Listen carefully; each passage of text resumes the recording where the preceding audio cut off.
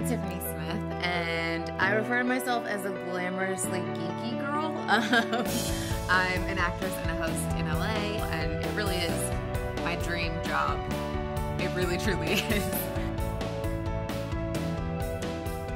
People always ask, how did you get into comics? And I always joke that my dad kind of started me off. We would watch Saturday morning cartoons together, whether it was X-Men or Spider-Man or Batman, and he was like, well, if you like those, you can read about them all the time, and like slid comics over.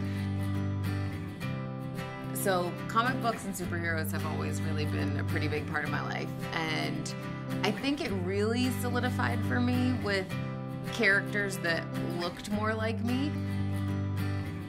Because I'm mixed, I'm like almost everything, all the ethnicities in one, so it's really hard to find characters at the time when I was younger that I could relate to and connect to. So, especially through X-Men and the character of Storm, that was one of the first characters when I was like, oh my gosh, like she looks like me, I could be a superhero. I grew up and moved almost every 2 years of my life. So I grew up kind of feeling like no matter what room I walk into, I'm gonna have something in common with people. I'm gonna make a connection, I can make friends, I'm gonna be fine. And I think that that helps a lot in being a host.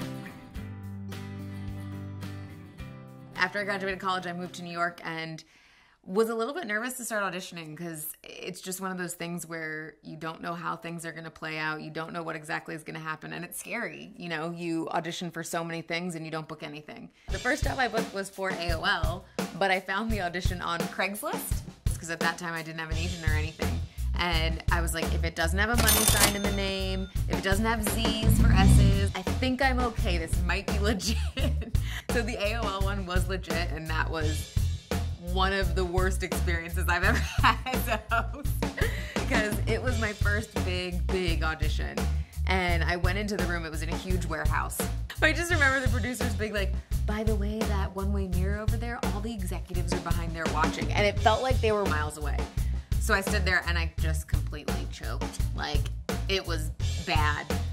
So I got that out of my system and then realized that will never happen again. It's no different being in a small room or a big room or with a big audience or a small audience. You just always have to be yourself and let that come out. And then an opportunity came up to audition for this DC show called DC All Access. They quizzed me. They sat me down and were like, okay, we've got questions for you. We want to make sure you actually know DC Comics. And to me, that was awesome because I was like, if you're going to have two hosts of a show that's all about your comic books, I think it's great that you guys really want to be sure that you have somebody who knows the brand and knows the characters and can talk to the fans in the exact same way that you would talk to your best friend. And then I later found out that some of the executives also went to my comic shop that I went to make sure that I actually went to the shop and talked to the owner a little bit about me. And that I thought was just really funny, but also awesome. So I ended up getting that show and have been doing DC All Access for a while. And through that, it's just been kind of one of those things where one door opens and you keep walking through it. And it's been an incredible experience.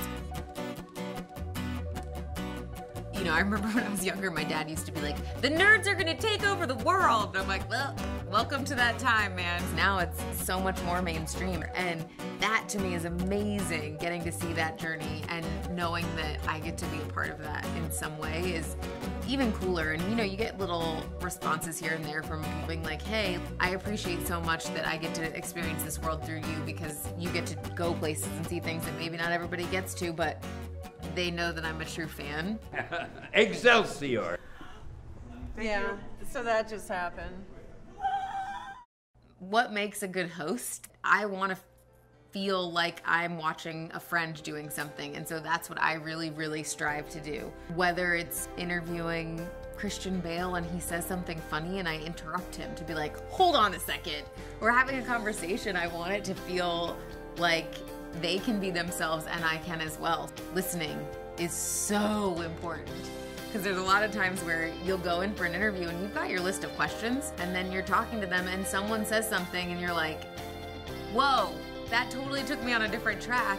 I gotta jump on that, because that's where you hear or see those moments in interviews that feel electric and feel like, what? Like, because they're really having a conversation.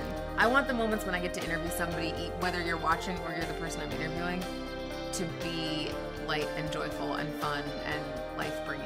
And so it's like, if I get to interview you and we're sitting down and you're like, oh, yes, it's Tiffany, I'm super proud of that.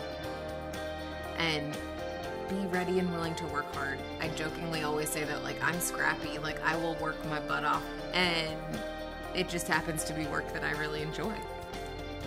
You look at superheroes in general, and there's so much hope and love, and I think that that's why something like Wonder Woman did as well as it did, because you look at it and you can say, everyone has a superhero in them, everyone has a heroic deed they can do. What is that deed for you?